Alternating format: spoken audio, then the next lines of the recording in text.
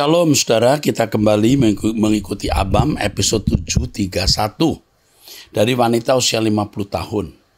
Pak Era, saya sudah ikuti Logos, seminar Logos, kesimpulannya Yesus 100% manusia ya, bukan merupakan Allah Tritunggal. Bisa saja kita mengatakan Tritunggal, tapi bukan Tritunggal yang seperti diajarkan oleh banyak orang. Bapa, Yesus dan Roh Kudus. Roh Kudus itu rohnya Bapa. Roh Kudus yang mewakili Bapa dan Anak dalam karya keselamatan dan mengatur kehidupan. Nah, ini penjelasannya akan lebih mendalam nanti.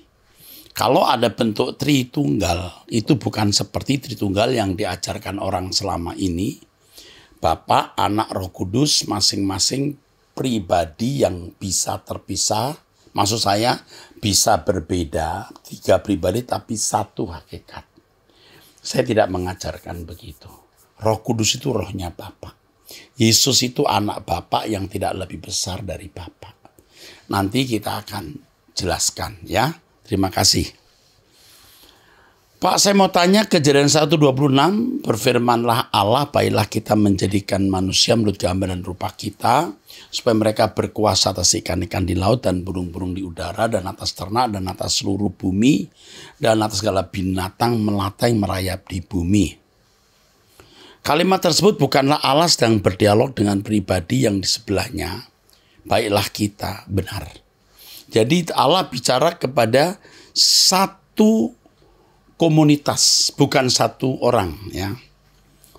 Bisa satu orang, tapi juga bisa tidak satu orang. Yang berarti waktu menciptakan manusia, Allah didampingi satu lagi pribadi sehingga menyebut kita. Waktu Allah mengatakan baiklah kita menciptakan manusia menurut gambar dan rupa. Gambar ini manusia memiliki komponen seperti yang Allah miliki, ya, selem namanya. Rupa itu demoth, kualitas dari selem. Nah, tapi ayat 27, maka Allah menciptakan manusia menurut gambarnya, tapi rupanya enggak. Nah, dalam membangun rupa atau dalam membangun kualitas dari manusia itu, Allah melibatkan malaikat-malaikat, angelic being, dan para anak-anak Allah atau malaikat-malaikat Allah, ya bisa malaikat-malaikat Allah, dalam proses penyempurnaan manusia. Maka dikatakan dalam firman Tuhan, malaikat itu roh-roh yang melayani. Jadi kita ini bisa merupakan, kata kita ini bisa menunjuk adanya sebuah mahkamah ilahi, sidang ilahi. Tapi dulu yang kita pahami itu Bapa, Anak, Roh Kudus. Sebenarnya itu hanya asumsi. Tidak ada di Alkitab penjelasan itu. Itu asumsi. Oke. Siapakah yang di samping Allah pada waktu penciptaan? Para malaikat-malaikat. Itu lebih tepat demikian. Ya. Nanti akan saya jelaskan khusus ya. Ini jangan dipotong dulu. Karena ini belum saya beri landasannya. Di Yohanes 8 ayat 58 yang mengatakan Yesus ada sebelum Abraham ada. Saya jelaskan khusus, yang ini perlu penjelasan panjang lebar. Tapi pasti saya jelaskan. Dan satu lagi pertanyaan, kenapa setiap saya dapat penglihatan yang muncul selalu Tuhan Yesus, Pak? Bukannya Allah Bapa yang seluruh tubuhnya diselubungi sinar. Pernah juga dapat penglihatan Allah Bapa yang diselubungi sinar. Tapi cuma satu kali. Dan oleh teman, dulunya agama seberang juga didatangi oleh Yesus yang bersabda, akulah jalan kebenaran dan hidup. Oke. Perlu diketahui bahwa memang Yesus ini pelaksana dari kehendak Allah.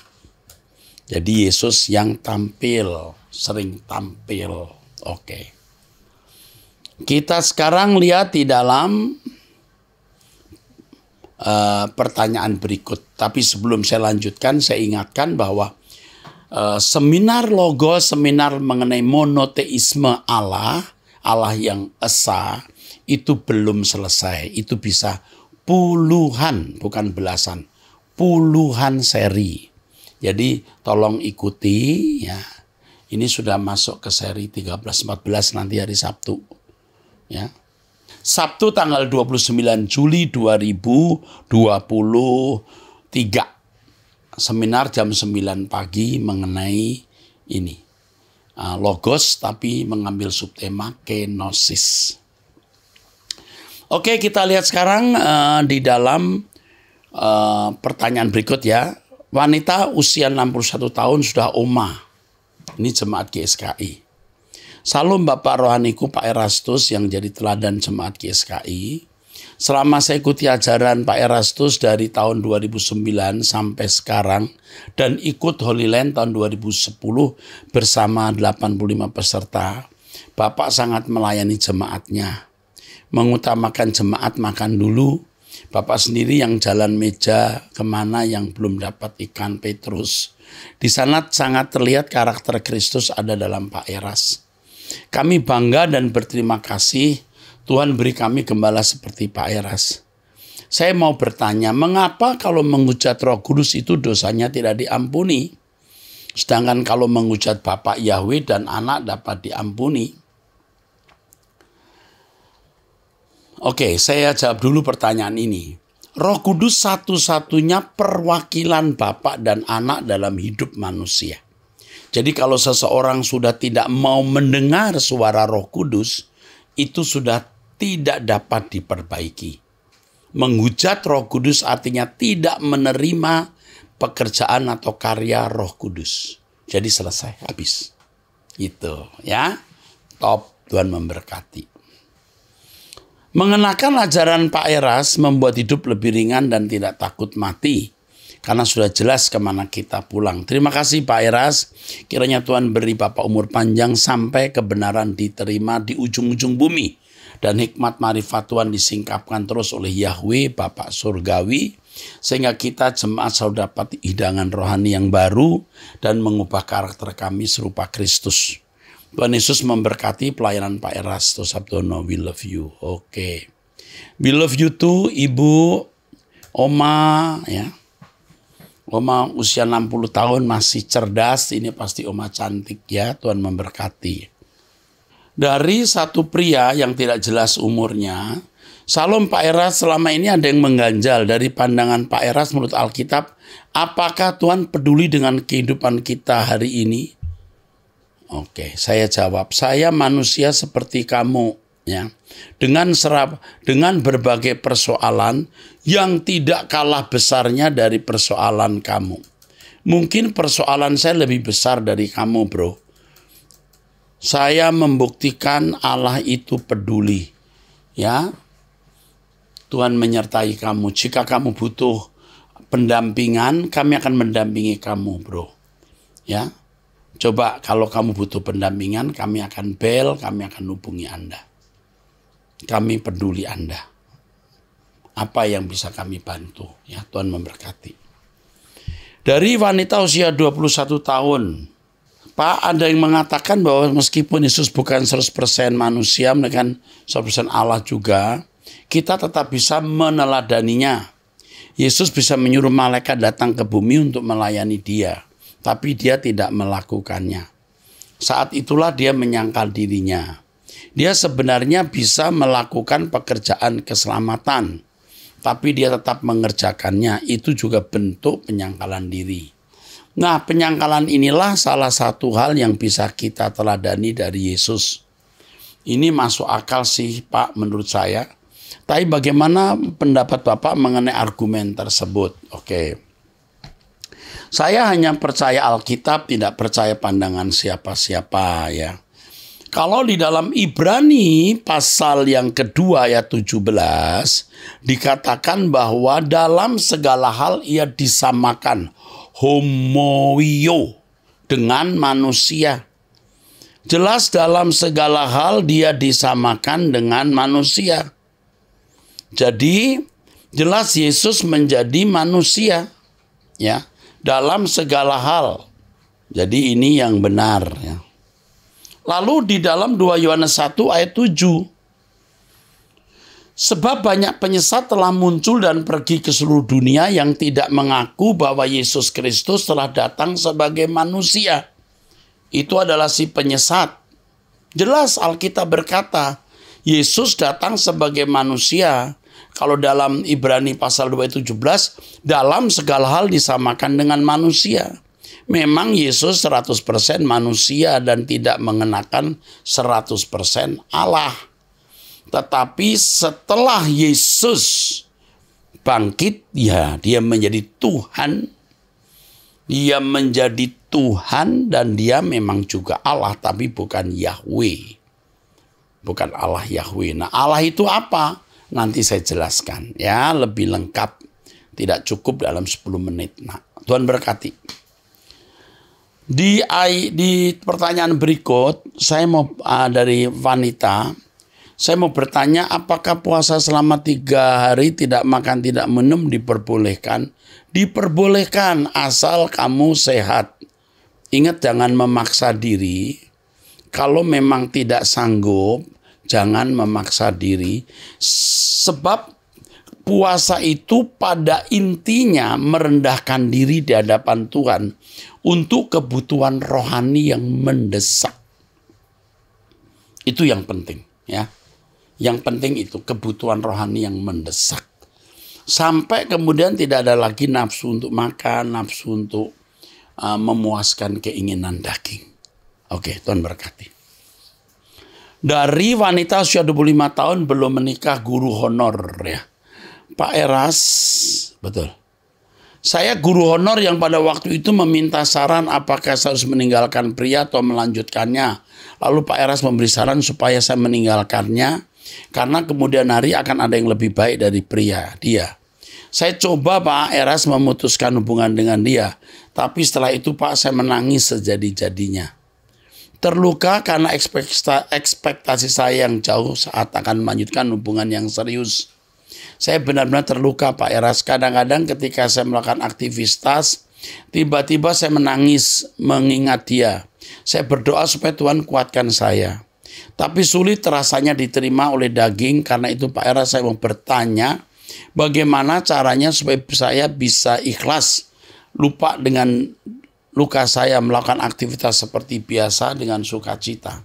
Begini nak, kamu kan tidak tahu kalau kamu teruskan hubungan dengan pria yang kamu kemukakan memiliki ciri-ciri yang jelas tidak akan membahagiakan. Nah, sekarang kamu merasa menyesal karena kamu tidak bisa menghadapi kesepian.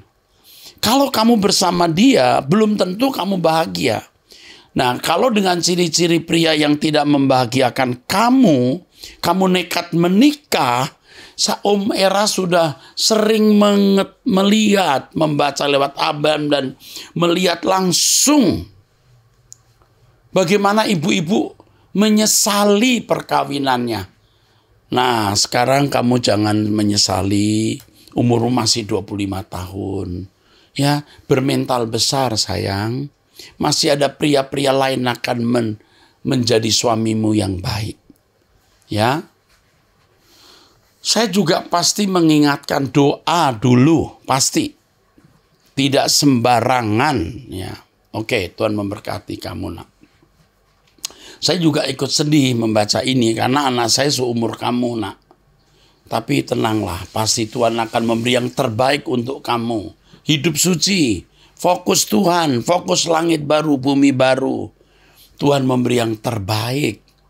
Lebih baik tidak menikah daripada menikah dengan pria yang salah, nak.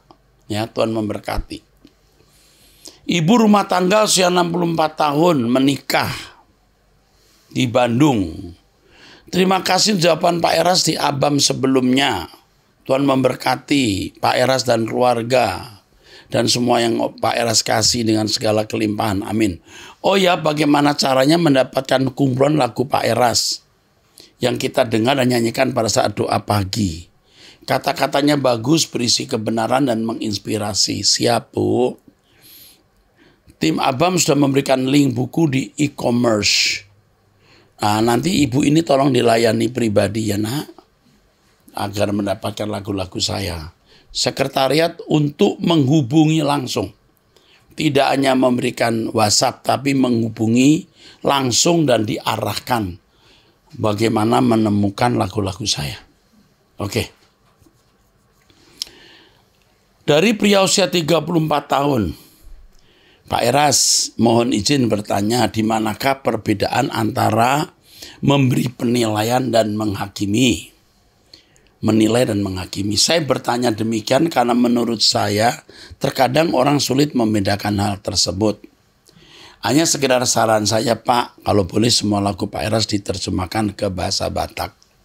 Saya mengatakan demikian karena menurut saya orang Batak yang berumur 50 tahun ke atas di daerah Sumatera Utara secara menyeluruh lebih bisa menghayati ataupun lebih cun jika dinyanyikan dalam bahasa Batak. Oh, terima kasih sayang, usiamu 34 tahun, seumur anak saya. Terima kasih. Mohon maaf Pak Eras, dan sekedar pendapat saja. Pendapat saya saja, ucapan terima kasih atas tuntunan dan khotbah yang sangat berkualitas. Nah, tolong, ini ide bagus banget nih.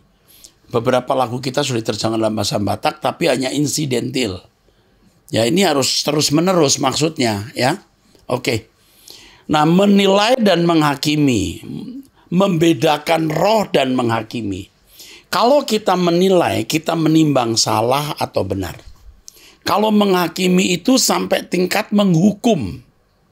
Menghukum. Jadi kalau Anda menilai orang-orang itu salah, ya udah. Jangan menghukum. Nah, kalau saudara menilai seseorang salah lalu Anda munculkan di media sosial, itu menghukum. Sudah merusak nama baik orang itu kalau saudara memberikan penilaian di depan umum. Misalnya, salah kamu. Itu merusak nama baik. Harus kamu pertimbangkan, dia punya anak, punya istri, punya teman, punya kelompok, punya organisasi. Dan itu tidak boleh kita lakukan, ya. Itu sudah menghukum. Ya. Seperti beberapa waktu yang lalu ada beberapa murid sekolah menengah kejuruan yang kami bangun di Kupang, kejuruan untuk pertanian, peternakan, perikanan, dan kami juga memberikan beasiswa bagi yang tidak mampu. Gara-gara di viral saya sesat, anak-anak ini tarik orang tuanya tidak boleh sekolah di sekolah kami. Loh, kita itu mau membantu orang-orang Kupang, orang-orang yang ekonomi lemah, supaya anak-anak mudanya tidak jadi begal lah atau jadi rusak lah, ya, supaya jangan jadi pengangguran. Diajar pertanian, peternakan, perikanan. Dan pemerintah juga membantu. Maksud saya Pemda kalau tidak salah juga membantu. Saya kira tidak salah ya, membantu. Loh, kok cuman gara-gara doktrin atau ajaran yang di sekolah itu belum tentu saya juga memaksakan, dan tentu tidak doktrin. Lagi pula apa yang disampaikan orang kan salah. Masa Pak Erastus, pendeta Erastus tidak percaya Yesus juru selamat? Yesus itu juru selamat lah. Jadi kalau ada yang dipotong itu tidak, itu jahat ya, karena tidak lengkap. Oke, saya kira itu. Kita menilai boleh, menghakimi tidak boleh. Menghakimi itu sudah sampai memberikan hukuman. Ya. Orang yang belum tentu salah di muka umum dikatai sesat, bidat, itu menghukum. Itu merusak nama baik. Merusak. Dan itu mestinya melanggar hukum. Kalau orang yang ditunjuk sesat, bidat, tidak terima, karena ini bisa mengganggu, merusak, merugikan nama baik, kredibilitas, dan lain sebagainya. Dan Anda bisa melihat betapa tidak bermartabatnya pendeta-pendeta seperti itu. Jadi kita tidak usah ikut-ikutan. Ya, oke.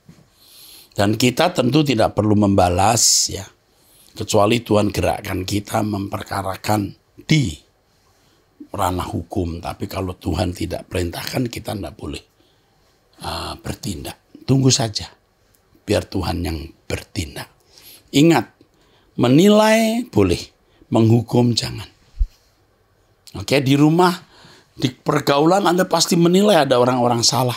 Salah itu, diam saja.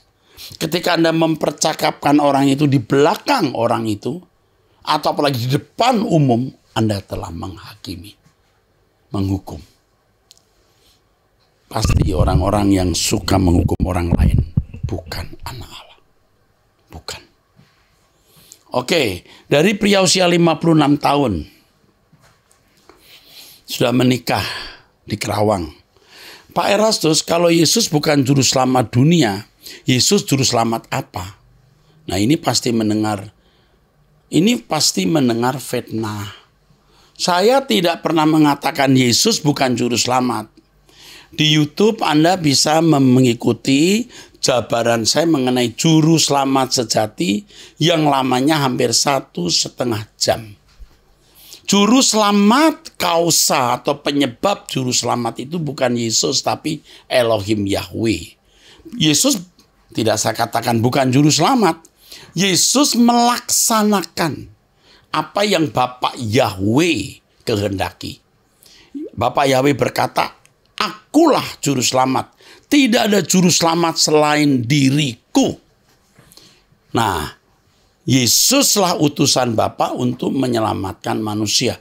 1,5 jam saya jelaskan hal ini. Lalu diambil beberapa detik. Itu salah ya. Jadi penanya ini mohon mengikuti Abam seri berapa ya soal itu ya. Lalu dia menunjukkan di sini Yesus juru selamat Filipi sekian. Umur saya hampir 10 tahun lebih tua dari Anda ya, usia 56 tahun. Saya belajar teologi tentu puluhan tahun. Tentu saya tidak boleh meragukan Yesus juru selamat. Di sini ditulis supaya saya lihat Filipi 3 sekian dan mohon maaf Pak, hati-hati dengan ajaran Bapak. Bisa saja orang Kristen banyak yang murtad dan tinggalkan Yesus. Yang membuat orang tinggalkan Yesus itu orang yang memotong video saya Pak. Dan kemudian orang yang kemudian mengembangkan, pendeta-pendeta yang mengembangkan Erastus tidak percaya Yesus juru selamat. Dan itu fitnah. Tidak boleh begitu mestinya ya. Saya mohon, Yesus juru selamat sebenarnya, ada kata sebenarnya, itu tidak ikut. Sebenarnya Bapaklah inisiatif, penggagas, kausa, begitu. Di YouTube yang lain Bapak mengatakan Yesus bukan juru selamat. Anda pasti tidak mengikutinya. Kalau begitu yang benar mana Pak? Tolong dijawab Pak. Ada 1,5 jam bicara mengenai juru selamat sejati dan itu harus diikuti. Sekarang saya ringkas ya. Juru selamat kausa atau penyebab adalah Elohim Yahweh yang mengatakan tidak ada juru selamat selain aku. Loh, Yesus apa bukan juru selamat? Juru selamat karena Bapak Yahweh yang mengutus Yesus. Jadi Yesus pergi bukan maunya sendiri. Alkitab tentu banyak ayat mengatakan bahwa Yesus menjadi juru selamat ditetapkan oleh Bapa. Waduh, itu ayatnya juga lengkap dan tegas sekali ya. Jadi sayang sekali ya saudara, ada orang-orang yang akhirnya kalau diberi link untuk mendengar khotbah saya sudah tutup. Enggak, saya nggak mau dengar lagi. Dengar dulu, enggak, ini sudah sesat nih Erastus. Saudara bisa melihat bagaimana pekerjaan kuasa kegelapan. Banyak orang diubahkan. Tapi karena potongan video itu, lalu ada yang berkata, wah Pak Eras ngeles. Dia lupa, saya sudah usia 64 tahun. Saya sudah menjadi dosen, ketua STT. Dan di setiap program studi yang pernah saya ikuti, tidak pernah saudara saya gagal. Tetapi ini penting sekali untuk menjadikan kita lebih waspada ya. Karena pekerjaan Tuhan yang besar di tangan kita ini pasti membahayakan bagi kuasa kegelapan. Jadi kepada penanya yang usianya 56 tahun menikah di Kerawang, Anda saya sarankan untuk ikuti lengkap baru nanti Anda bisa mengerti. Kalau sampai ada pendeta tidak mengaku Yesus juru selamat, itu dia berhenti jadi pendeta, bahkan berhenti jadi Kristen. Ya, jadi saudara harus melihat lengkap, kita mengajarkan kebenaran yang murni. Ya, oke. Saya kira itu saja. Terima kasih. Tolong diinfokan ke dia. Lalu disuruh bapak ini usia 56 tahun di Kerawang untuk melihat seri Logos berapa yang judulnya Juru Selamat Sejati. Dihubungi ya. Kasihan, dia pasti tidak tahu. Dia hanya menjadi korban dari hoax. Oke. Dan Bapak Ibu tahu bahwa ada orang tuh senang kalau bisa mencela pendeta sesat, bidat. Apalagi yang dicela itu pendeta yang sudah cukup dikenal. Ya udah nggak peduli ini lebih tua atau lebih muda. Bahkan anak-anak muda yang usianya lebih muda dari saya saja mengucapkan kata-kata yang tidak patut di media sosial. Pikun, bodoh, sesat, dungu. Waduh, itu orang Kristen begitu, saudara. Tolol, ular beludak. Coba bayangkan. Makanya Tuhan tidak mungkin, maksudnya tidak mungkin tidak ada pengadilan. Jadi kita kembalikan saja ke pengadilan Tuhan ya. Dan kiranya Tuhan mengampuni mereka. Ya. Mengerikan kalau sampai di hadapan pengadilan Tuhan. Kita dipandang pencemooh, jahat, tidak memiliki belas kasihan kepada orang. Waduh. Orang yang tidak memiliki belas kasihan terhadap orang juga tidak akan dibelas kasihani. Jadi kalau kita dibully orang, kita bayangkan seandainya itu anak kita. Nah itu. Seandainya yang membuli itu anak kita, cucu kita. Gimana? Apa kita mengharapkan dia celaka? Tentu tidak. Kiranya Allah sadarkan dia, kiranya Allah ampuni. Jadi kita tidak menyimpan dendam atau kebencian. Berbalik jadi kasihan, saudara. Itu termasuk cara yang baik kalau kita dijati orang. Bayangkan yang menjati itu anakmu atau cucumu atau saudaramu.